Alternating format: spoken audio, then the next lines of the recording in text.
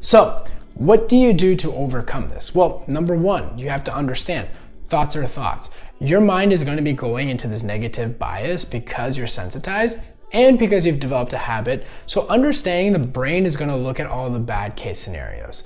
Understanding that you're really not your thoughts here. And number two, understand the mechanics of anxiety. If you can understand how anxiety creates these symptoms, how anxiety creates these intrusive thoughts, the depersonalization, derealization, the weird emotions, and really understanding that just because you have a thought doesn't mean you're going to engage with it, right? You still have autonomy.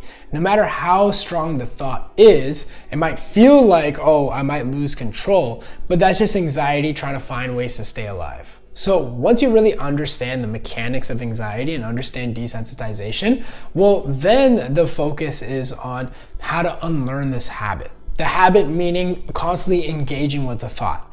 So what's going to happen is that you're going to stop engaging with the thought. There's nothing to engage, right? Even if a thought comes up, you don't need to do anything about it. A lot of people ask me, Shaan, but how do I not do anything about this thought? Well, you have to understand, you have 60,000 other thoughts that come throughout the day that you don't engage with.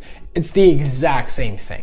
It's about making all the thoughts just a level playing field and reacting the same as you do with all the other thoughts. Now, does this make the thought go away? No. But what this does over time is that this breaks this habit, this feedback loop of your brain constantly coming up with these thoughts.